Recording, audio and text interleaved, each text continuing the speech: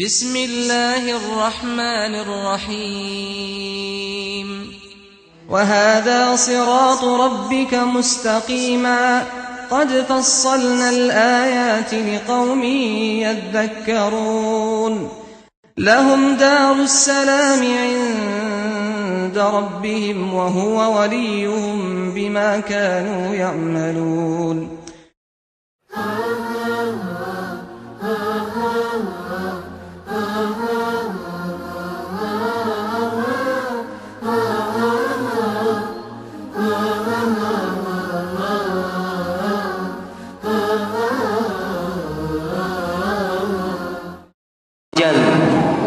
حيث قال يا أيها الذين آمنوا اتقوا الله حق تقاته ولا تموتن إلا وأنتم مسلمون أما بعد فإن أصدق الحديث كتاب الله وخير الهدي هدي محمد صلى الله عليه وسلم وشر الأمور محدثاتها فإن كل محدثة بدعة وكل بدعة ضلالة وكل ضلالة في النار. Ikhwani wa akhwati fillah, bapak-bapak dan ibu-ibu, saudara-saudara sekalian yang dimuliakan oleh Allah Subhanahu Ta'ala. Marilah pada kesempatan yang berbahagia ini kita senantiasa bersyukur kepada Allah Subhanahu Ta'ala yang telah memberikan kepada kita semuanya beragam kenikmatan, yang dengan kenikmatan itu kita dapat menjalankan perintah-perintah Allah. Di antaranya adalah salat maghrib berjamaah di masjid yang penuh barakah ini insyaallah. Bapak-bapak dan ibu-ibu sekalian, Allah Subhanahu wa taala berfirman dalam surat Al-Insyiqaq, ya ayyuhal insanu innaka kadihun ila rabbika kadhan famulaqi. Yang artinya, wahai manusia. Ini khitab, perkataan ini ditujukan kepada manusia. Saya, bapak-bapak, ibu-ibu, dan semua yang namanya manusia. Allah katakan, innaka kadihun ila rabbika kadahan famulaki. Sesungguhnya kalian telah bekerja dengan keras dan nantinya kalian akan kembali pada Rabb kalian. Artinya apa? Cita-cita kita yang tinggi, angan-angan kita yang melambung tinggi, itu nanti akhirnya kita semua sampai pada satu titik yang kita itu sepakat, yaitu al-maut, kematian. Dan ayat ini dikuatkan oleh firman Allah dalam surat yang lain. Pada surah Al-Imran Allah mengatakan, kullu nafsin dha'iqatul maut wa innama tuwaffawna ujurakum yawmal qiyamah faman zuhziha 'anil nari wa udkhilal jannata faqad faz. Yang artinya setiap jiwa itu akan mengalami yang namanya al-maut, kematian. Dan barang siapa, dan sesungguhnya akan disempurnakan pahala kamu di hari kiamat nanti. Dan barang siapa yang dijauhkan dari neraka dan kemudian dimasukkan ke dalam surga, maka itulah orang yang sukses, orang yang beruntung. Maka dari itu bapak-bapak dan ibu-ibu sekalian, al-maut, yang namanya kematian itu bukan aslul muskilah, bukan pokok permasalahan. Karena saya, bapak-bapak sekalian dan ibu-ibu sekalian akan berjumpa dengan namanya al-maut. Mau bapak-bapak mau atau tidak terserah. Saya nggak mau mati sekarang, ya terserah. Saya nggak mau mati, pengen hidup terus, ya terserah. Tapi apa? Ini nas dari Allah Subhanahu Ta'ala. Dan yang namanya maut itu pasti datang, dan itu bukan suatu masalah. Yang jadi masalah ada dua hal. Kaifa namut, kaifa nahnu namutu, wa kaifa haluna ba'dal maut. Bagaimana kondisi kita setelah mati, dan bagaimana kita mati? Apakah kita mati dalam su'ul khotimah ataupun husnul khotimah? Ataukah kita mati dalam ketaatan atau kita mati dalam kemaksiatan? Dan kemudian poin yang kedua, bagaimana nasib kita nanti ba'dal maut? Itu yang paling penting, ya. Maka dari itu kita harus betul-betul selalu menjalankan apa-apa yang diperintahkan oleh Allah yang diperintahkan oleh Rasulullah sallallahu alaihi wasallam.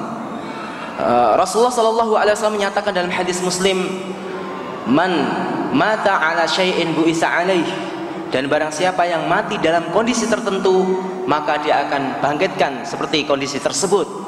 Al-Imam Ibnu Katsir mengatakan, "Man asya ala syai'in mata alaihi, wa man mata ala syai'in bu'isa alaihi." Dan barang siapa yang hidup dalam kondisi tertentu, maka ia akan mati dalam kondisi tersebut. Maka banyak kita saksikan, Pak, orang yang jalan dengan ketaatan mati dalam ketaatan, orang yang bermaksiat mati dalam kondisi maksiat. Dan itu ada nasnya, wa man mata ala syai'in bu'isa alaihi. Dan barang siapa mati dalam kondisi tertentu, Allah akan bangkitkan seperti itu pula. Ayoul ikhwan, maka kesempatan yang kita miliki, kadang-kadang kewajiban yang kita miliki itu nggak pas, nggak klop dengan umur kita. Banyak sekali kewajiban yang Allah perintahkan dan perintahkan oleh Rasulullah Sallallahu Alaihi Wasallam. Maka pada kesempatan ini saya ingin mengajak bapak-bapak dan ibu-ibu sekalian membahas tentang seputar Al-Quran. Rasulullah Sallallahu Alaihi Wasallam menyatakan dalam hadis sahihnya, "Iqra'ul Qur'ana fa innahu ya'ti yaumal qiyamah syafi'an li ashabi." Yang artinya, bacalah Al-Quran, karena Al-Quran itu akan datang pada hari kiamat sebagai penolong, pemberi syafaat bagi siapa? Bagi orang yang membacanya. Tapi masalahnya bukan sebatas membaca, Pak.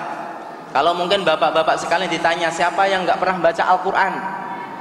Pasti nggak ada. Saya baca Al-Quran, ya. Saya baca Al-Quran setiap hari, bukan hanya 1 atau 2 lembar saja, mungkin 1 juz 2 juz. Yang jadi pertanyaan kita, ketika salah satu kita di antara kita membaca Al-Quran, kenapa Al-Quran itu tidak memberikan efek, tidak memberikan pengaruh pada hati kita? Tidak ada rasa takut, tidak ada rasa motivasi. Padahal dalam surat Al-Anfal, Allah Subhanahu wa ta'ala mengatakan, "Innamal mu'minuna alladzina idza dzikirallahu wajilat qulubuhum wa idza tuliyat 'alaihim ayatuhu zadatuhum imana." Orang-orang mukmin ketika disebutkan nama Allah, wajilat qulubuhum, hatinya bergetar. Wa idza tuliyat 'alaihim ayatuhu, dan ketika dibacakan ayat-ayatnya, zadatuhum imana, imannya bertambah. Kemudian dalam surat yang lain, dalam surat Al-Hasyr, Allah menyatakan, "Lau anzalna hadzal qur'ana 'ala jabalin la ra'aitahu khashi'an mutasaddian min khasyatillah." Andaikan Al-Qur'an ini diturunkan kepada gunung, niscaya apa? Gunung itu akan hancur lebur karena takut pada Allah Subhanahu wa taala. Jadi pada kesempatan kali ini marilah kita muhasabah. Kenapa Al-Qur'an yang kita baca tiap hari itu enggak memberikan efek pada kita? Apa jawabannya? Jawabannya adalah simple. Karena kita membaca Al-Quran, ya, dengan tidak semestinya, Pak. Jadi Al-Quran itu dibaca, ada yang membacanya dengan semestinya, ada yang membaca dengan tidak semestinya. Allah berfirman dalam surat Al-Baqarah, "Alladzina atainahumul kitaba yatlunahu haqqa tilawati ulaika yu'minuna bihi wa man yakfur bihi fa ulaika humul khasirun." Yang artinya, orang-orang yang kami karuniakan kitab Al-Quran, mereka membaca Al-Quran itu dengan betul-betul membaca, dengan semestinya. Mereka adalah orang-orang yang beriman dengannya. Sedangkan orang-orang yang mengkufurinya, maka termasuk orang-orang yang merugi. Ibnu Mas'ud radhiyallahu anhu mengatakan, "Yatlunahu haqqa tilawati." Membaca Al-Quran dengan semestinya itu apa?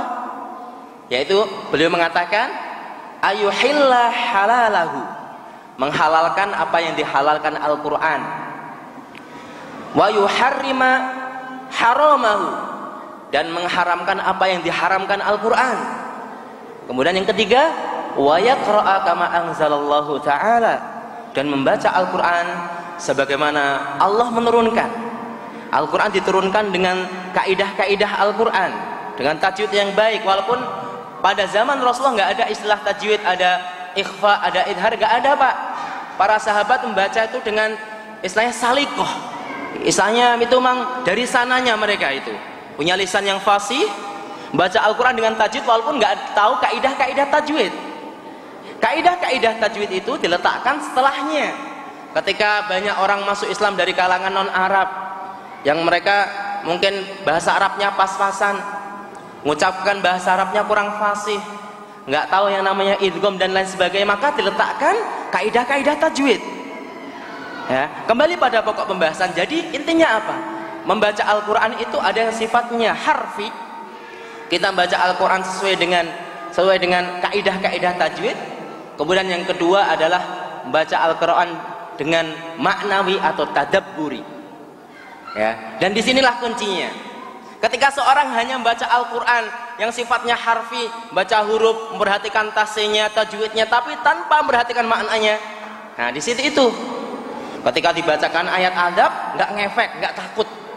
Ya, ketika dibacakan ayat-ayat yang berhubungan dengan surga, jannah Allah, nggak termotivasi. Di sini masalahnya. Padahal Al-Quran Allah turunkan untuk ditadaburi. Sebagaimana firman-Nya dalam surat As-Sad, Allah mengatakan kitabun anzalna ilaika mubarak liyadabbaru ayati.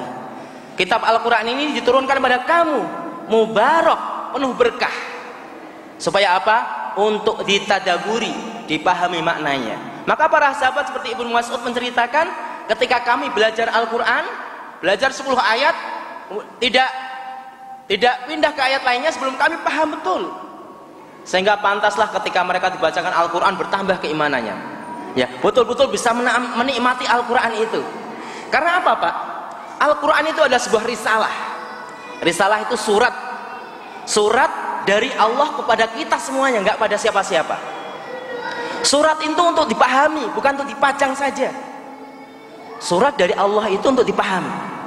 Kalau saya misalkan mungkin bapak punya sahabat yang tercinta sekali, atau ibu punya teman yang sangat dekat sekali.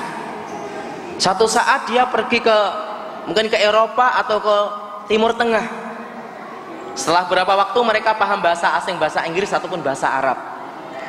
Kemudian sahabat bapak atau ibu itu mengirimkan surat tapi nggak pakai bahasa Indonesia. Dan kebetulan kita nggak menguasai bahasa asing itu. Padahal dia ada sahabat yang terbaik, sahabat yang kita cintai dan kita rindu. Bagaimana kondisi dia sekarang itu? Surat itu kita terima, dibuka pakai bahasa Arab atau bahasa Inggris. Apa yang kita lakukan? Kita berusaha nyari kamus. Apa nih artinya? Apa nih artinya? Berusaha betul, nggak paham, tanya orang, ini artinya apa? Karena surat itu datang dari orang yang kita cintai. Lah ini Al-Quran, risalah yang datang dari Allah Subhanahu wa Ta'ala. Maka sangat sangat aib sekali sebetulnya kita seorang muslim yang kita khususnya adalah apa? Pegangan kita Al-Quran, dan Al-Quran datang dari Zat yang Maha Rahman, yang Maha Rahim, yang menciptakan kita, dan isi surat itu berhubungan dengan hal-hal yang akan menjadikan kita bahagia. Yaitu apa? Di situ tertulis, termaktub hal-hal yang berhubungan dengan kebahagiaan kita atau kesengsaraan kita nanti.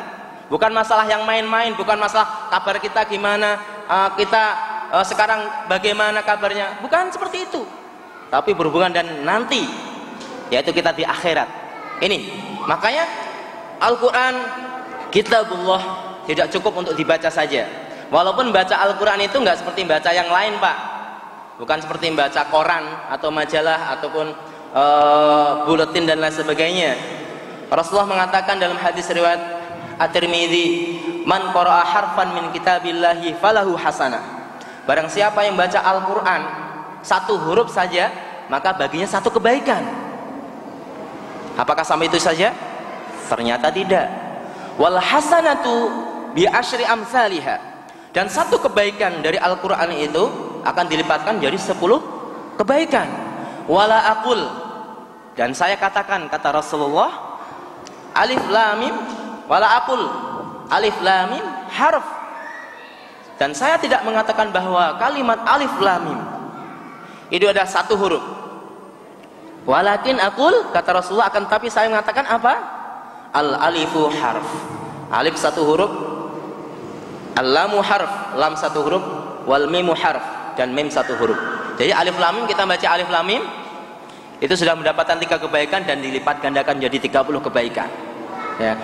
Ayyuhal ikhwan wal akhwat fillah, rahimani wa rahimakumullah. Allah Subhanahu wa taala menceritakan tentang kondisi orang-orang Yahudi, orang-orang Nasrani, ahlul kitab.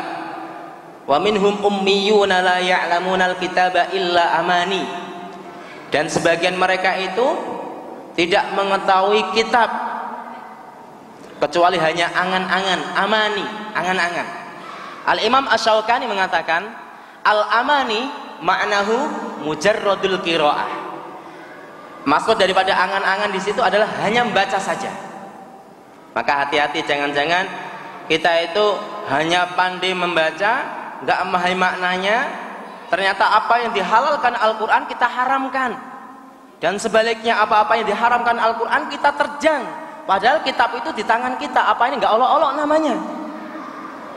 Maka sangat penting sekali mentadaburi daripada Al-Quran, karena Al-Quran diturunkan kepada kita untuk dipahami dan untuk ditadaburi. Jadi bapak-bapak dan ibu-ibu sekalian, Ibnul Qayyim rahimahullah ta'ala mengatakan ketika beliau menafsirkan salah satu ayat dalam surat Al-Furqan, wa qala ar-rasulu ya rabbi inna qaum ittakhadhu hadzal qur'ana mahjura.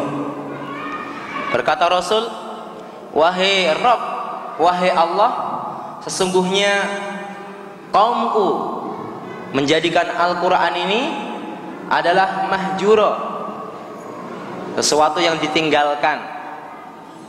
Ya, mahjura. Jadi hijrah itu meninggalkan, artinya apa? Mahjura, ditinggalkan. Dari kalimat hijrah, hajara yahjuru. Kemudian Ibnu Qayyim mengatakan termasuk, jadi makna meninggalkan Al-Quran itu banyak. Beliau menyebutkan ada 5. Kemudian yang keempat beliau sebutkan apa?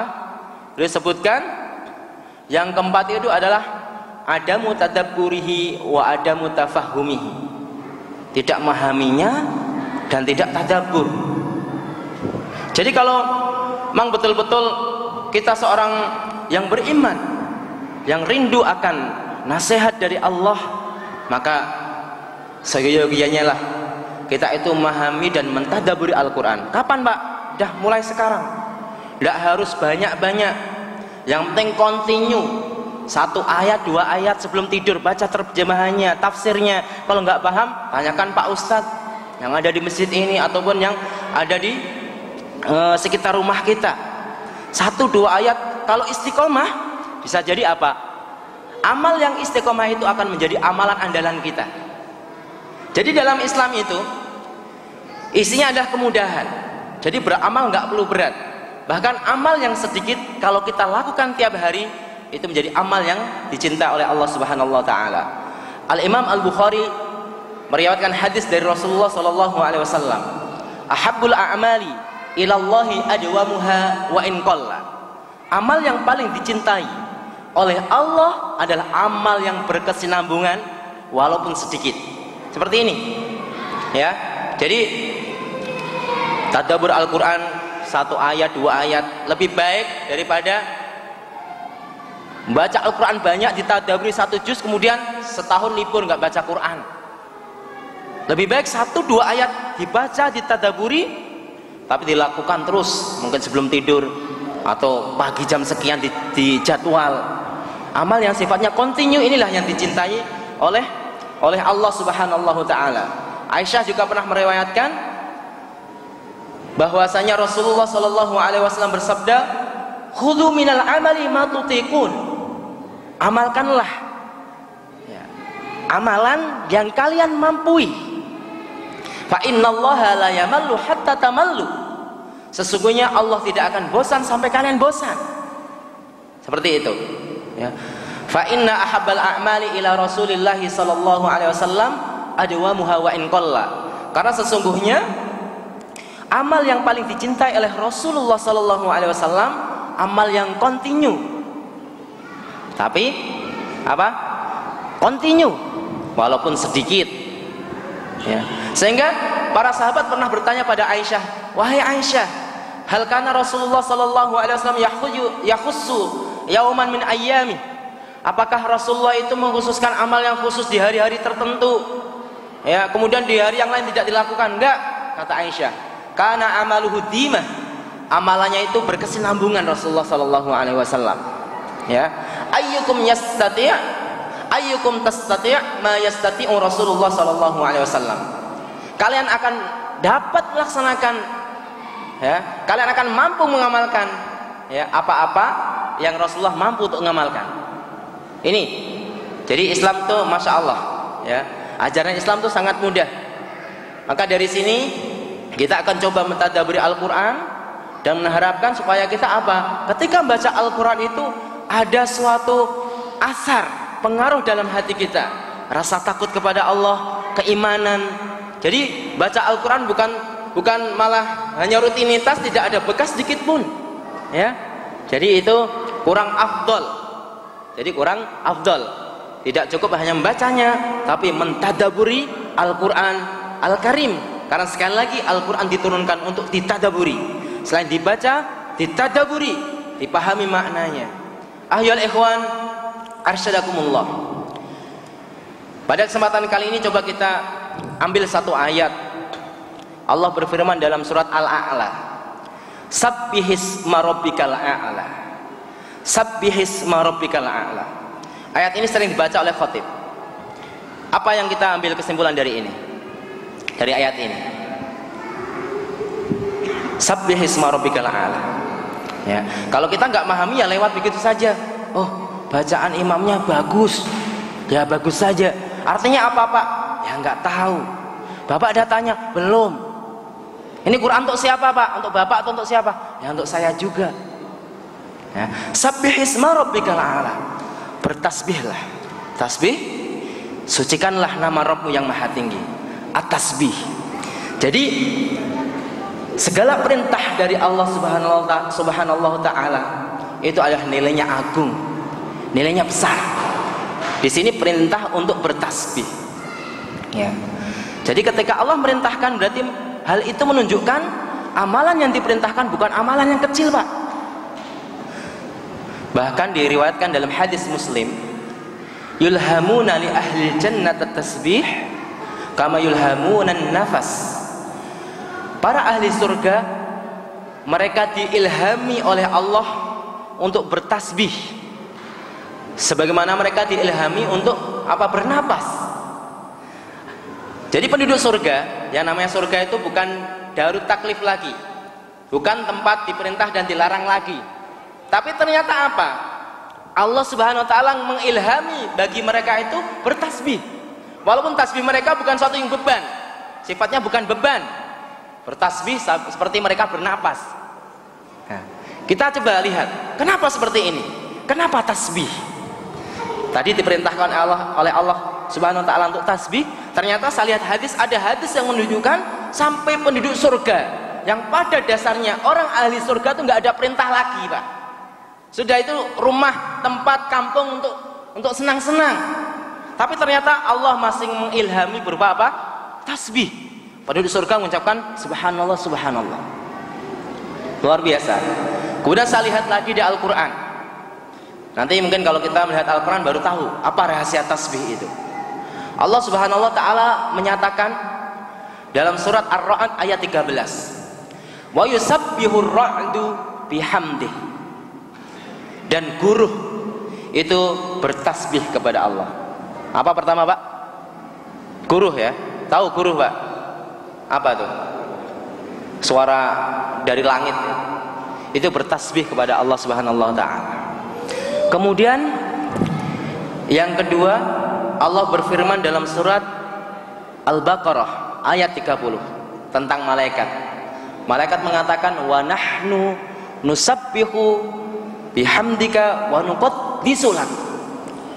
Kami ya Allah, kamilah yang bertasbih kepada kamu dan mensucikan malaikat. Kemudian saya lihat dalam surat As-Sajdah ayat 15, Allah menyatakan, innama yu'minu bi ayatina alladziina idza Zukiru biha kharru sujjada wa sabbahu bihamdi rabbihim. Innama yu'minu bi ayatina. Orang-orang yang beriman dengan ayat-ayat kami, ketika dibacakan pada mereka, mereka tersungkur, sujud, dan mereka bertasbih kepada Rabbnya. Siapa? Orang-orang yang beriman. Termasuk salah satu sifat beriman itu, orang-orang beriman apa? Ketika dibacakan ayat-ayat, mereka itu bertasbih kepada Allah. Yang ketiga, orang-orang beriman. Kemudian dalam surat Al-Anbiya ayat 79, Allah menyatakan wasakharna ma'a Daud al-jibala yusabbihna ma'ahu wat-thair, dan kami tundukkan untuk Daud alaihissalam gunung, yang gunung itu bertasbih dengannya, dan begitu pula at-thair, burung. Disebutkan dalam Al-Quran yang tasbih itu apa? Al-jibal, gunung, dan kemudian burung. Jadi kebangetan Pak, kita tuh manusia yang mengucapkan tasbih fasih loh ya. Kalau nggak tasbih mudah kan? Sangat mudah sekali. Subhanallah. Dan kita sering diajar Al-Quran untuk mengucapkan tasbih, diajar oleh sunnah Rasulullah SAW untuk sering mengucapkan tasbih.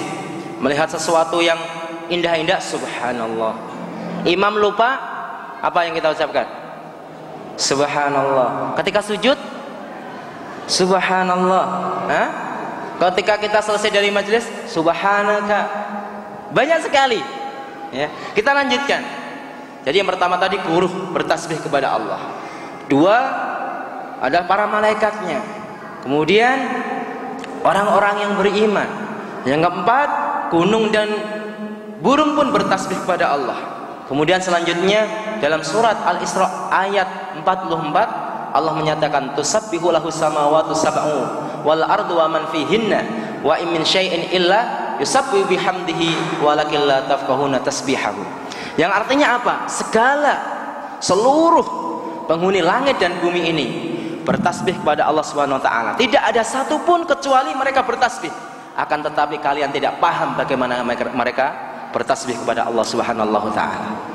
Subhanallah, semuanya bertasbih pada Allah Subhanahu wa taala, mensucikan Allah Subhanahu wa taala. Kemudian puncak klimaksnya apa, Pak? Allah menceritakan sendiri tentang dirinya. Jadi Allah itu bertasbih untuk dirinya sendiri. Dalam surah Al-Baqarah ayat 116, Allah mengatakan wa qalu ittakhadar rahman walada subhan. Dan mereka orang-orang kafir mengatakan bahwa Allah tuh ngambil anak, menjadikan di antara makhluknya atau menciptakan anak untuknya. Kemudian Allah mengatakan pada akhir ayatnya, subhana, maha suci Allah. Allah mentasbih, bertasbih untuk dirinya sendiri. Ya. Kemudian dalam surat Al-Isra, subhanalladzi asra bi 'abdi. Maha suci Allah. Ini Allah yang berfirman, Allah mengatakan, maha suci Allah.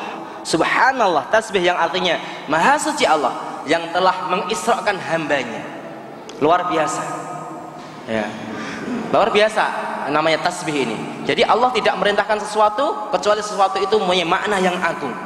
Sampai-sampai ketika Nabi Zakaria alaihissalam meminta pada Allah untuk diberikan anak, akhirnya Allah jawab, walaupun dia dah tua, istrinya mandul ya. Sampai-sampai Nabi Zakaria nggak percaya. Apa mungkin ya Allah, saya lanjut usia, istri saya mandul? Mungkin. Kalau begitu kasihlah tanda-tandanya ya Allah. Kemudian Allah kasih tanda-tanda berupa apa? Nabi Zakaria tidak bisa bicara selama 3 hari kecuali ngasih isyarat. Dalam kondisi tidak bisa bicara, Nabi Zakaria keluar kepada kaumnya dan berikan isyarat pada mereka untuk tasbih kepada Allah pada pagi dan sore hari. Dalam kondisinya seperti itu, Pak. Ini menunjukkan tasbih sangat luar biasa. Maka ketika kita baca sabbihisma rabbikal a'la, perintah tasbih itu datang dari Allah. Jangan nilai tasbih itu rendah atau enggak, sedikit atau enggak, tapi pelaksanaan perintah kalau kita niati bahwa itu perintah dari Allah, itulah maqam ubudiyah yang sangat luar biasa, maqam ubudiyah yang sangat tinggi. Tidak apa-apa, kenapa kamu tasbih? Allah yang merintahkan. Seperti itu. Itulah rahasia bagaimana kita tadaburi makna ibadah itu sendiri ya, tasbih ya. Kenapa seperti itu? Tasbih, kalau para ulama mengatakan ibaratun anit tanzihi anin naqais wal uyub. Jadi namanya tasbih, definisi atau ta'rif daripada tasbih yaitu tanzih, pensucian. Kalau tasbih kepada Allah berarti mensucikan Allah anin naqais wal uyub, dari an-naqais sesuatu yang kurang, wal uyub dan cacat. Ini rahasianya. Ya. Jadi ketika kita mengucapkan tasbih otomatis kita itu mensucikan Allah dari yang kurang-kurang. Karena ahli bid'ah itu sebagian mereka mengatakan Allah la yatakalam, Allah tuh nggak ngomong. Karena mereka memakai dasar laisa kamitslihi syai'un, Allah tidak serupa dengan sesuatu. Kalau Allah ngomong itu berarti sesuai dengan makhluknya, kemudian dinafikan. Ahli bid'ah seperti itu. Padahal ahlu sunnah dalam masalah asma dan sifat Allah, nama Allah itu ditetapkan sebagaimana Allah kabarkan hal tersebut dalam Al-Quran atau Sunnah Rasul, tapi tidak dimisalkan. Allah maha mendengar, tapi pendengarannya tidak seperti kita dan tidak seperti makhluk. Ya. Beda dengan ahlul bid'ah, mereka kadang-kadang menafikan, kadang-kadang menetapkan tapi memisalkan. Oh ya, Allah maha mendengar dan pendengarannya seperti kita. Ada seperti itu. Maka semua seperti itu kita tasbihkan, kita sucikan Allah Subhanahu wa taala. Dan dalam istilah kaidah-kaidah asma wa sifat, an-nafyu al-mujarrad atau an-nafyu al-mahab la yaqtadi madhan. Penafian yang tidak diiringi dengan penetapan kebalikannya itu bukan suatu yang sifatnya terpuji, Pak. Jadi kita ketika mentasbihkan, kita mensucikan Allah dari aib, cacat, otomatis kita harus menetapkan kesempurnaan itu hanya milik Allah. Jangan berhenti saja Allah itu adalah lepas bersih dari cacat. Tidak seperti itu. Kita harus menetapkan kebalikan dari makna tasbih itu tadi. Menetapkan bahwa kesempurnaan hanya milik Allah Subhanahu wa taala. Seperti itu. Jadi ketika kita baca surat Al-Baqarah ayat kursi, la ta'khudhuhu sinatu wala naum. Allah tidak ngantuk dan tidak tidur. Kita nafikan dari zat Allah ngantuk dan tidur, dan dalam satu waktu juga kita tetapkan bahwa Allah itu maha qayyum, berdiri sendiri, tidak membutuhkan siapapun. Ketika kita nafikan dari diri Allah al-jahl, bodoh, maka kalau betul-betul kita ingin sempurna muji Allah, harus kita tetapkan kebalikannya. Bukan Allah itu jahil saja, bukan jahil saja, ya, tapi Allah itu adalah memiliki ilmu yang sempurna. Ketika kita nafikan dari Allah tuh al-ajiz, kelemahan. Allah tuh nggak lemah saja, nggak. Kita tetapkan Allah memiliki kudrah, kemampuan yang tidak terbatas. Wallahu ala kulli syai'in qadir. Ya, karena kalau penafian saja itu tanpa diiringi dengan penetapan makna sebaliknya, ya itu bukan suatu pujian. Bapak datang pada Bapak Presiden, ya Bapak Presiden, Bapak bukan tukang sapu. Kan dinafikan Bapak Presiden bukan tukang sapu. Itu pujian enggak? Bukan pujian tuh, Pak. Bisa tersinggung. Bapak Presiden bukan tukang sampah. Ya? Maka dalam Al-Qur'an itu punya kaidah dalam memuji Allah, dalam menetapkan sifat-sifat Allah itu biasanya secara tafsil, rinci. Allah maha mampu, Allah maha berilmu, Allah maha kasih sayang. Ditetapkannya dengan tafsil rinci. Tapi ketika dinafikan hal-hal yang buruk dari Allah, sifatnya adalah global. Ya. Jadi penetapan sifat-sifat Allah itu secara rinci, Allah maha ini, maha ini. Tapi penafiannya ada secara global. Intinya apa, Pak? Ketika kita tasbih, mensucikan Allah dari cacat dan kekurangan, otomatis kita menetapkan kesempurnaan bagi Allah Subhanahu wa taala. Dan inilah ajaran Asmaul Husna. Asmaul Husna yang banyak sekali. Jadi kalau dalam hadis innalillahi tis'an wa tis'ina, bagi Allah itu ada 99 isman nama. Tapi para ulama mengatakan nama ini bukan terbatas 99. Cuma di sana ada fadilah yang menghafal 99 dan kemudian mempraktekkan tuntutan-tuntutan ajaran-ajaran dari Asmaul Husna itu sendiri.